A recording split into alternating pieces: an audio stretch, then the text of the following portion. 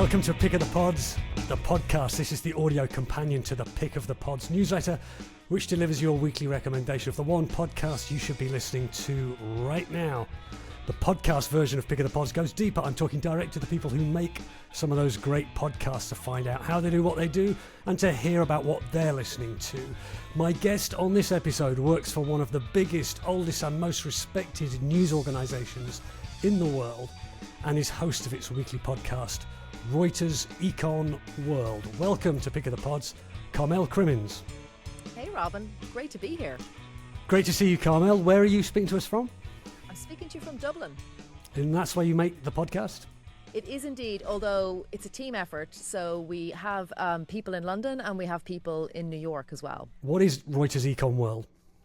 So it's a weekly vodcast. We moved to video a few months back, looking at kind of the economic angles behind the news. So we try and pivot off the big themes or news items that are going on in the world, right? So, you know, for instance, when we had the launch of the war in Iran, for instance, we quickly scrambled and probably cancelled whatever we had planned for that week's pod to focus on, you know, the idea of a supply shock, right? So we try and take like an economic principle or idea. You know, it could be geopolitical risk, it could be supply shocks, inflation, safe havens, and try and use that term to dig into what's going on beneath the news. And tell us what Reuters is. I know what Reuters is because I've worked there for 20 years. But for anyone who doesn't, tell us about that. And presumably working as part of that, you've got access to a huge resource, which is the journalists. Yeah, no, Reuters it's a fabulous organisation, really. It's one of the world's biggest independent news organisations, and it kind of fulfills many different roles. One of the main ones, though, is it's like we're the wholesale supplier of news. So we supply news to the world's news companies, whether they be, newspapers, I suppose, in old world terms, or websites or broadcast. So often when you're sitting at home, wherever you may be, watching, you know, your news or watching YouTube, and you're seeing footage from Afghanistan, Pakistan, Australia, wherever, it's often being supplied by Reuters with a script as well. And we have journalists, text, video, photographers all over the world, Pulitzer Prize winners, and we cover the whole waterfront of news, you know, politics, sport, obviously financial markets as well, a big focus for us. And so having a weekly podcast which kind of riffs off kind of the economic angles behind the news, I'm so lucky that I can tap into all of the journalists that we have who, you know, report on everything from macroeconomics to central banks to, you know, finance ministries. So I'm very lucky. It's a great organisation.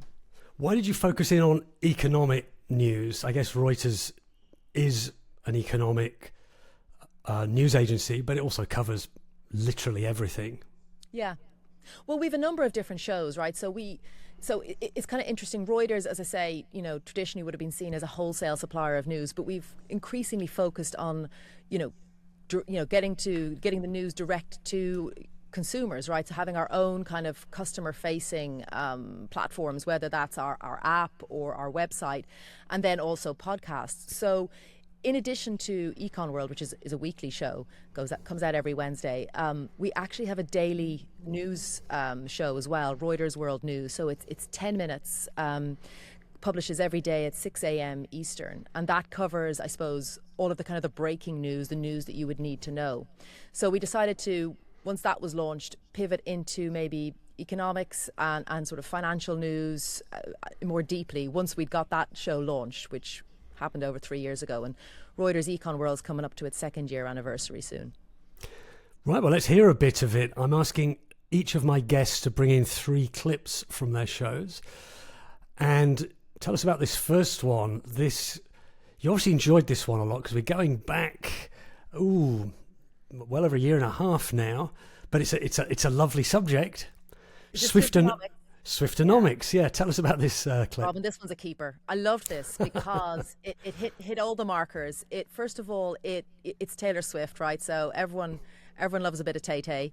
Second of all, it was kind of pivoting off a story or a piece of reporting or research that a correspondent, one of my favorite correspondents, Balazs Karani, had done out of Frankfurt. Now, he's an interesting guy. He's our chief ECB correspondent. He also happens to be a former Olympian, actually. He was a middle distance runner for Hungary. But he went off and really dug into this whole idea of Swiftonomics, which is this idea that, Taylor Swift's Eras Tour would give an economic boost to whatever city it rocked up in.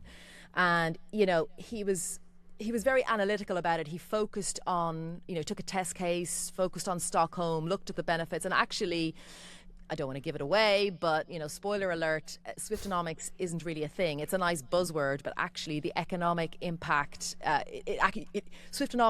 Swifties crowd out other economic players, so you don't actually get, certainly not a long-term economic boost. So it was great because he was a great guest. The topic was great. Yeah, I had a lot of fun with this one. Let's hear the clip. So I had it again, and basically I came to the conclusion that Swiftonomics is as good as it sounds. It's really not real. You have a temporary marginal impact in certain communities, certain industries, but when it comes to the broader picture, it really doesn't make a difference. So what is happening? People are spending a lot of money, right? Yeah. So let's take a case study because I think case studies tend to illustrate points a lot better than just concepts that we've talked about. Mm-hmm. So we talked about Sweden for a second, Beyonce going to Sweden having an impact on inflation. But Taylor Swift also came through Stockholm. And Stockholm is a perfect example because A, Beyonce had already been there. Right. B, because it's a relatively small economy. So if you're going to have an impact, it's easier to measure on a smaller economy. And C, Sweden is such a well-organized Nordic country that they already have plenty of statistics for us to look at and measure the actual impact. Mm-hmm. So I started to go through the numbers in Sweden, and there were a couple of points. So point number one, Americans flocking to Sweden are bringing in lots of new and fresh income. Yeah. I looked at booking numbers. That's actually true. If you look at arrivals from the United States, you had on the magnitude of 30%, I think a 31, 32% increase in foreign arrivals from the United States. Mm-hmm. That's a huge jump. That's an absolutely massive jump. But others didn't come. Arrivals from Norway, from Denmark, from Great Britain dropped. Right. Domestic tourism dropped. Okay. And when you added up all the guest nights in hotels, Mm-hmm. you actually saw a drop, which is counterintuitive. Yeah. It basically turns out that all the Swifties coming to Sweden basically crowded out other people who decided not to come, went elsewhere outside Sweden, or just stayed at home. And the overall impact on bookings was actually negative. Huh. So there was no boost for hotels in terms of rooms sold. So Balazs, your reporting suggests that Swiftonomics doesn't exist for Europe. What have Swifties made of your conclusion? Well, it hasn't been positive, I will admit. Some people have come after me. I got a little bit of hate mail. Not too much, unfortunately. I was hoping for a bit more. You don't mind being a hater? Well, that's exactly what I was accused of, that I'm a hater. I only write negative stuff. I'm sorry. And I drag people down, and why not just enjoy the moment and why not be positive about it? Oh. But so as a central banking correspondent, I don't get mail at all, especially not hate mail. So it's really nice to get feedback. Hey. Yeah. But I'm also into numbers. Yeah. I think numbers tell the story and numbers don't lie. So what economic benefit could we link to Taylor Swift in Europe? Does she maybe lift consumer sentiment, or does it all get shaken off? I think if she makes a difference, then this is exactly where she makes a difference.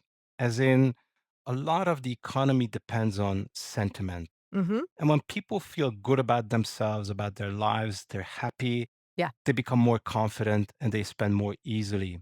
And confidence has this snowballing effect. Confident economies produce more growth. And once you have more growth, companies start to become more confident and start to spend on investments as well. Yeah. Now, keep in mind, this is small scale, right? So, and this is all anecdotal. Taylor Swift is not going to turn the European economy around. Yeah. But generally speaking, in the summertime, when people feel better about themselves, they spend more freely. Yeah. That generates a bit more income on the tax revenue side. And if that's persistent enough, then it's going to impact corporate sentiment as well. And once corporate sentiment starts to improve, then companies start to spend more on their investments. And that's the crucial part that is missing in the European economy right now. Investment is very, very low. Credit growth is at zero. Companies don't want to spend. So that's really where the European economy needs a lot of help. So that was my guest, Carmel Crimmins, talking about Swiftonomics there, which, yeah, you're breaking hearts here, Carmel. I mean, Taylor Swift, is there nothing Taylor Swift can't do? The answer is, well, maybe she doesn't, reverse declines in GDP growth or whatever, which we all just thought if Taylor rocks into town, your economy is saved. But what your podcast is saying there is, yeah, maybe not, because a lot of this activity, the hotels would be busy anyway. So, I mean, do you really believe, having done that episode, do you really believe that was the case? I find it hard to believe that a big event like a massive concert like that, it must have some impact on the local economy. Yeah, so I mean, Balázs just looked at Stockholm as a kind of a test case, and it was indeed the case. And in fact, yes, the Swifties from overseas, they crowded out domestic tourists. They actually didn't stay as long as well. So in some cases, the impact, say for instance, on hotel bookings was not as positive at all.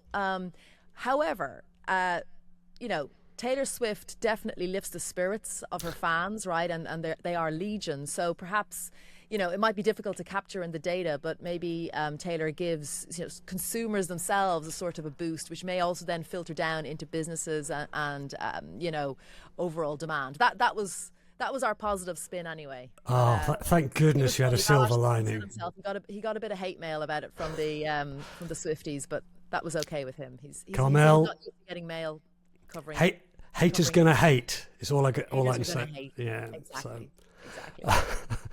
Okay, fantastic. Tell us about yourself then. What else have you done in Reuters? Reuters is all over the world. I've worked there myself in various places around the world. What's your story? Where did you first start, and where have you been? What have you done? Yeah, so I've been all over with them, and I've been with them a long time. I actually joined straight out of college, so I've been with Reuters for many years, and perhaps like yourself, got the opportunity to travel. So I've been, worked from London, Germany, the Philippines, back home to Ireland, New York, huge variety, and a huge variety of stories as well. I mean, the Philippines in particular was like a standout. I was the deputy bureau chief there, and you covered everything from, volcanoes and earthquakes to communist rebellions, military coups, the whole waterfront. When I think about it, just a fantastic time. So yeah, I've been all over, and primarily a text journalist, really. And I suppose, certainly in the last few years before I got into podcasting, was very much focused on financial services. So I ran our Wall Street team when I was based in New York. So podcasting just came around as an opportunity, and I decided to leap at it. And it's been such a privilege because I've been a text journalist, I suppose, for over 20 years, and to get the opportunity to try something new it's fantastic.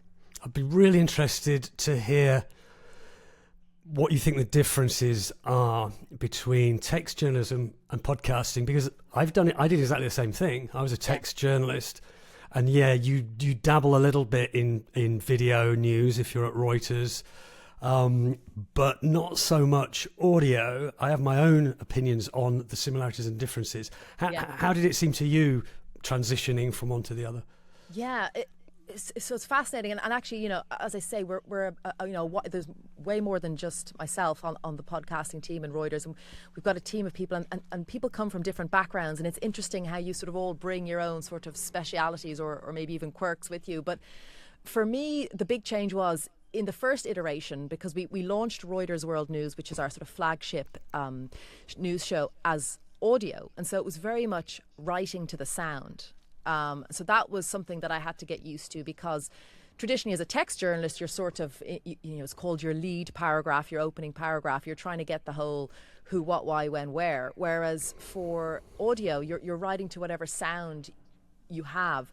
And then we shifted to video in the fall of last year. So then it was like writing to the images as well. And that was a new challenge, because some people listen to the pod audio only, some people watch it. So you have to cover both bases. So to make sure that there is sound and to make sure that the pictures make sense, sort of join up with the words. So that was something that was new for sure. Yeah, and then also just the whole technical aspect of it. I mean, as a text journalist, you're so lucky. You just, you get out your laptop, you tap out, you're kind of a keyboard warrior, off you go. Whereas, yourself for podcasting, the recording has to be correct, the microphone has to work, you need to make sure that the sound is correct, that the setting works. So that as well was definitely more of a challenge for me personally.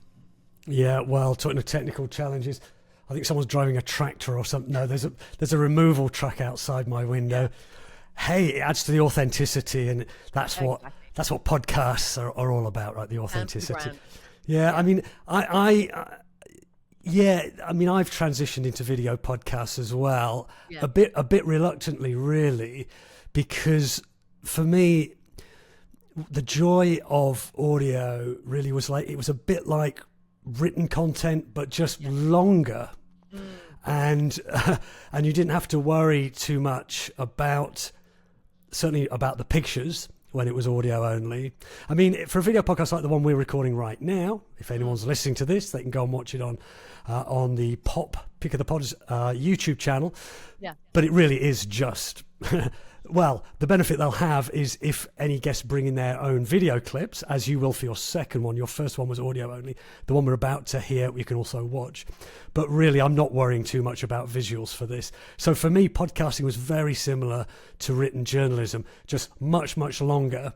And actually, I had to get over my my learned instinct, whatever the word for that is, from Reuters. I mean, I spent the last few years as an editor in London, chopping down other people's stories, cutting them to the bone. And with audio, I found it might be different for something like a Reuters podcast, where you want it to be punchy and quick in and out. But what I found for the kind of podcast I've made is I don't need to do that. I can let things play out. Do you notice that difference, that for text at Reuters, you're very, very, it's cut to the bone.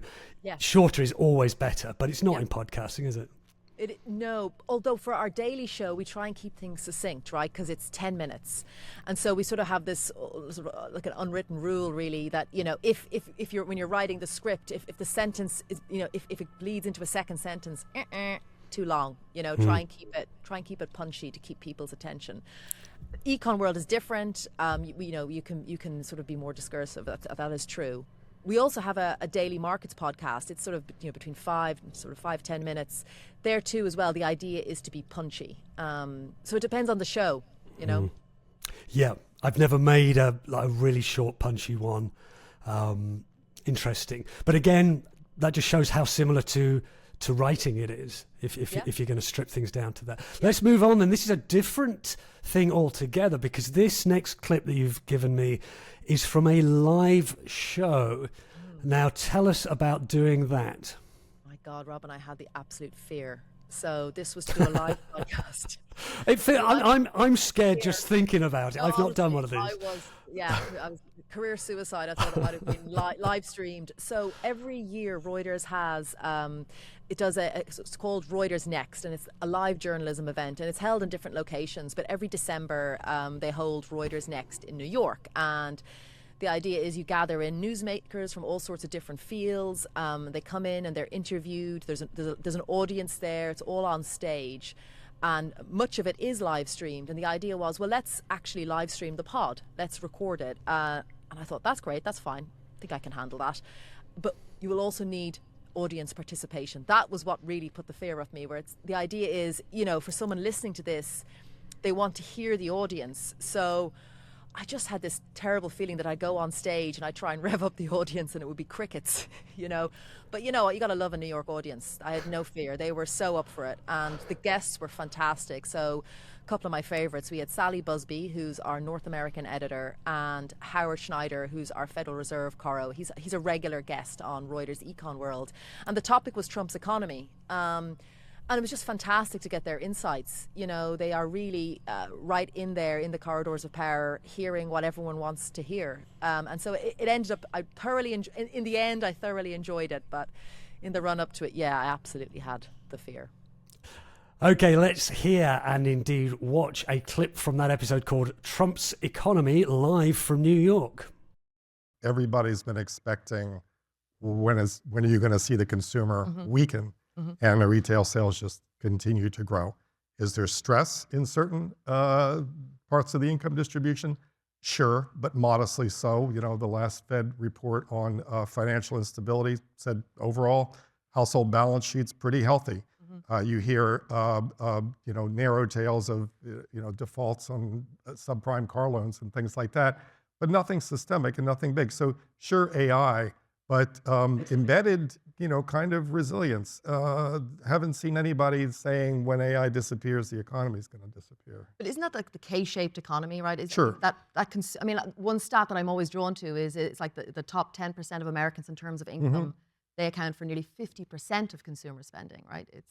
Well, yes, and that's the question sort of the day is how weak that lower, branch of the K is, and, does it extend so far up that the whole thing topples over? I don't see many people calling for that right now. The recession odds that I've seen people sort of hover around aren't really out of line with what is normally the case. But I do think there are political implications of that, Right. even if there aren't economic implications. Right. Because I think one of the things that is very important to remember is that when Trump won the presidency the second time, he went well beyond his base, right? I mean, he actually went well beyond his base, and he did attract what we might call, lower middle income voters and things like that. And a lot of the improvement in, certain demographic groups in the United States was very much driven by people having, or at least telling, they said they explained their vote by, we trust Trump on the economy. And so I think there is some vulnerability, even if the vast majority of the economy sails along, as Howard is saying. I think that affordability issue, that is clearly why they're nervous about it. And I think that's an issue for Republicans going forward. Once you have sort of the intrinsic trust among some people that Trump is good with the economy, for future Republicans, that is a bit of a challenge, I think, in some ways. That was a clip from Reuters Econ World, an episode called Trump's Economy, live from New York, hosted live in New York by my guest Carmel Crimmins. So at what point did the nerves go away? Was it when you sat down, when you started talking, when the thing was all over? Yeah, when I sat down and started talking. So initially you walk out on stage and the idea is we have a little, like every week in Econ World, we have a quiz, and it's pretty popular. So I decided to sort of puncture the show with quiz questions throughout. So after I did the first one, relaxed. It was a question actually about how much people had spent on Black Friday, but when I was practicing it ahead of time, I kept saying Good Friday. So again, I had the fear that I was going to get, have a mistake on stage, but I didn't, and it was all fine. And you know what, as well, mistakes are okay on live podcasts. That's the whole beauty of them. I think people almost want to see that. They certainly don't want perfection. So yeah, I enjoyed it when I sat down and sort of got into the flow of it. Yeah, there's imperfection and then there's making a complete fool of yourself, which is what I would be worried about. Yeah. I always edit my own podcasts, and there's a few times I've taken out some absolute, nonsense, which I would be scared of. I think maybe I'd be a little less verbose, I hope, at a live event, but maybe the excitement of it would make me want to talk more. I don't know. But though, you're probably your own worst critic. The chances are they really weren't that bad and you didn't need to edit them out in the first place. That's what I find anyway. And that is actually the joy of working with the team, because you'll get people to listen to it like, oh, that's fine. No, leave that in, Right. So talking of a team then, you have access to, I don't know how many journalists work around the world. I mean, tell me, what's it like? Have you got any examples of when it's like, oh yeah, this correspondent was just brilliant explaining this thing, or bringing us to a location that most of us will never visit? Yeah, we've got so many of them. And I have to say, look, hats off to our reporters around the world because, certainly for the Daily Show, we always nab them when they're at their busiest, because that is where, the news is breaking. And so we want it. And we're asking them to come on to Reuters World News, as I say, just when they're kind of on deadline, trying to break news. And they're always so up for it, which is just, it's wonderful. We've got many stars. We also have a weekend podcast called On Assignment, where we actually talk to Caros about their experiences in the field, and they kind of bring us with them on their journey. Timur Azari is someone who we got him to do a pod last year just about Syria and his travels through Syria. That was fantastic. He's definitely one standout. We talked about you transitioning from text journalism into audio journalism. These are mostly text journalists. I guess you might be talking maybe to also people in pictures, photographers, video journalists. But do they struggle? Are they a bit kind of struck by the fact that they're speaking down a microphone, or are do they just roll with it? So they're wonderful. Often they think, oh, you don't want to, you won't want me. Maybe English isn't their first language, and they feel hesitant. And we're like, are you kidding me? You're so articulate. You're so fluent. No, they're great. I mean, people want to be on the shows. We're so lucky for that. No, they've been great. Like I say, we bug people when they're at their busiest, but people have been so open to appearing on the pod. In some cases, frankly, hosting a pod where they bring us with them on their reporting, and that's the kind of the whole idea behind our On Assignment podcast, which generally pops up at the weekend. And the idea is that the reporter you're taken with the reporter on their journey. We'd one great example recently of Ahmed Jadala, who, along with a visuals crew, had gone into Tehran and actually filmed a video diary for us from there. And, the team really had gone in to do their day job, which is, hard enough, collecting, filming footage all over the city, a city that's under attack, not an easy place necessarily to work as a journalist. And, he came back out with amazing footage, amazing narration, and the whole product is just it's really worth a look. Honestly, you get inside Tehran right now. It's a rare glimpse into that city, and like I say, that isn't his day job, but he did it with aplomb. I will link to that in the show notes. Yeah, I can tell you firsthand, Tehran is not the easiest city to report on, even when it's not at war. I believe the last international correspondent there for Reuters, probably for any UK journalist, and I left in 2012. And yes, I didn't know that. Yeah, I was 2 years a Reuters correspondent in Iran, so it was good to see those pictures from a city that was my home for a couple of years. Okay, let's see a clip from that video diary from Tehran. Behind me, Valia Square, in the center of Tehran. Since we arrived to Iran, we're covering daily airstrike, aftermath, funeral, Israeli, which has become as a routine of the Iranian people as well. We talk to the people in the bazaar, check their mood, listen to their fear, what they're expecting, what they think about the war. You are from Tehran, huh? Yes. How do you see, are you afraid or not afraid from the war? 50-50. But I can see you are shopping now, huh? Yeah. So you try to get back to the normal life? Yes. I'm very happy. You are afraid, but she is not afraid? No. Why not afraid? She afraid? Very. I use one. You can see that there are some shops open. The Iranian people are trying to get back to their normal life, but it's not there yet. The city of Tehran, not empty, but also not crowded. Okay, so this is your third clip that you've sent to me, not from Reuters Econ World, but from that show you're talking about, On Assignment. Tell us what happens in this clip.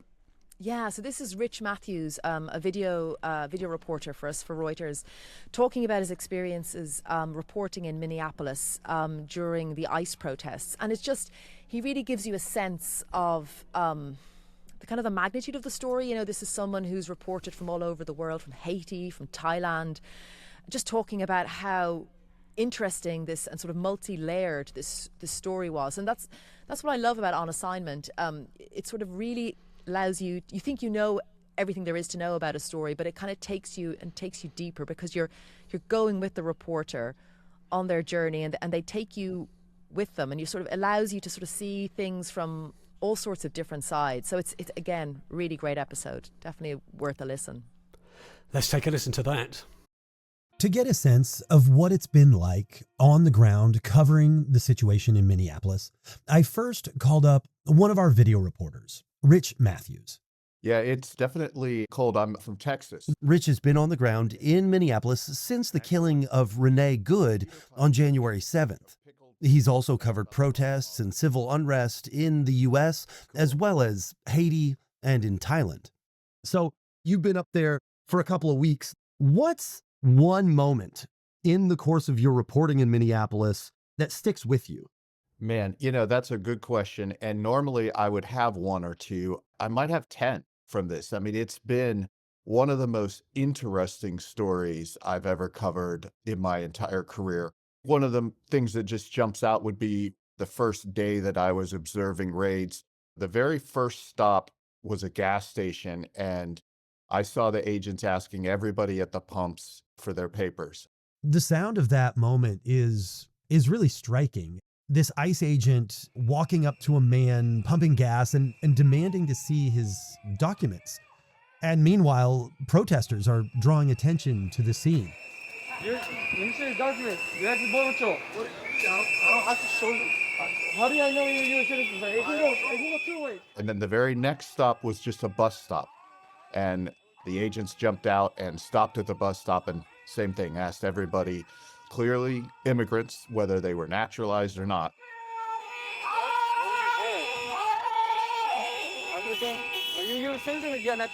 There's no way to tell, but they asked everybody for their papers.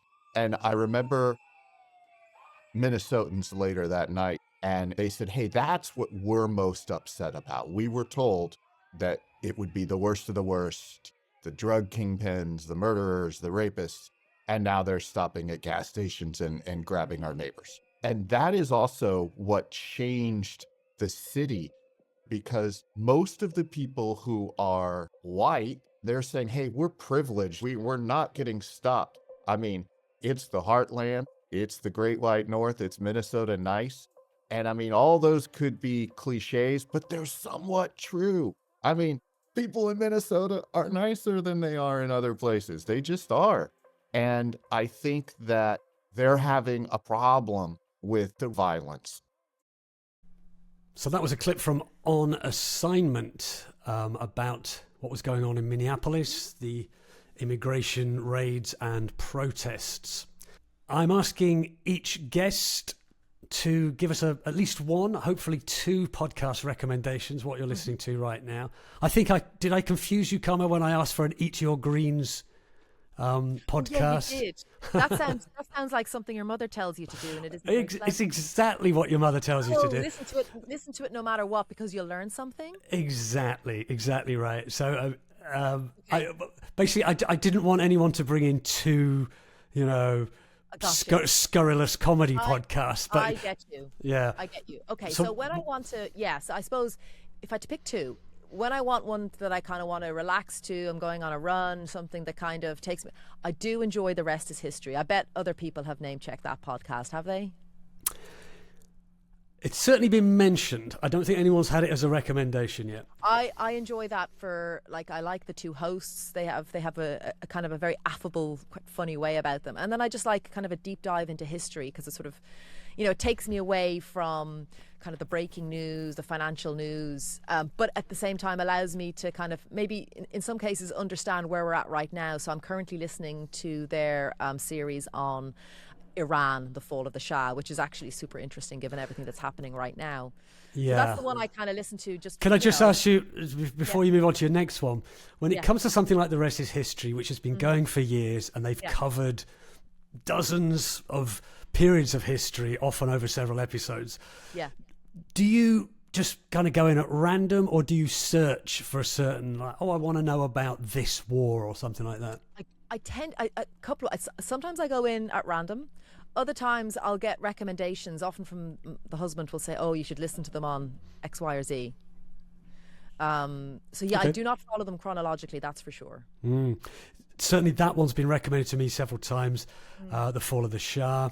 I read a lot about it, as I said before I went to Tehran. But yeah, I definitely will try and catch up on that one. Go on, give us your other recommendation then. The other one, I suppose, the what is it you said, the Eat Your Greens one?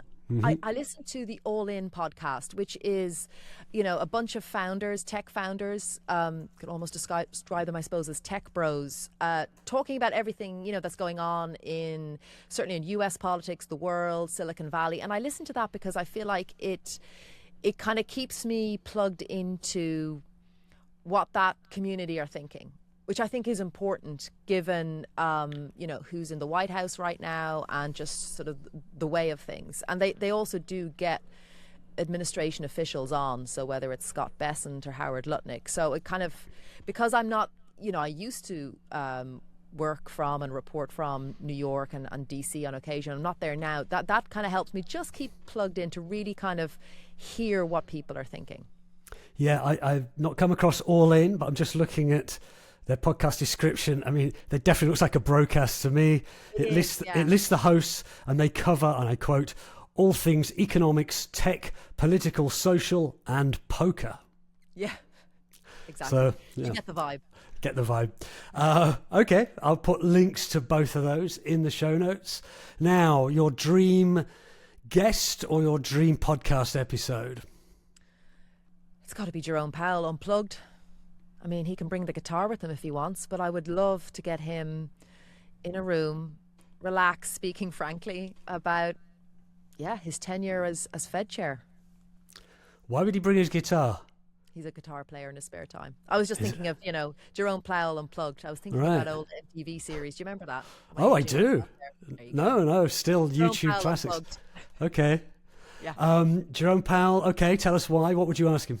Well, I mean, he's head of the Federal Reserve, the most important, certainly amongst the most important jobs in the world. And he has been in office, in extremely interesting times during COVID, but also during the second term of President Trump, where we've just seen kind of an extraordinary, to and fro between the White House and the Fed. And so it would just be great to hear of his experiences. Now, whether or not he actually would come on and speak frankly is another thing. I mean, I think this is a person who's very cognizant of the role that he plays. But yeah, he would be my top guest, I think.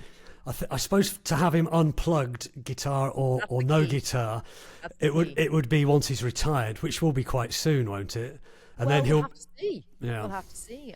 You're right. His term as chair ends in May, but he could stay on as a board member, which would be very unusual. So we'll have to watch this space.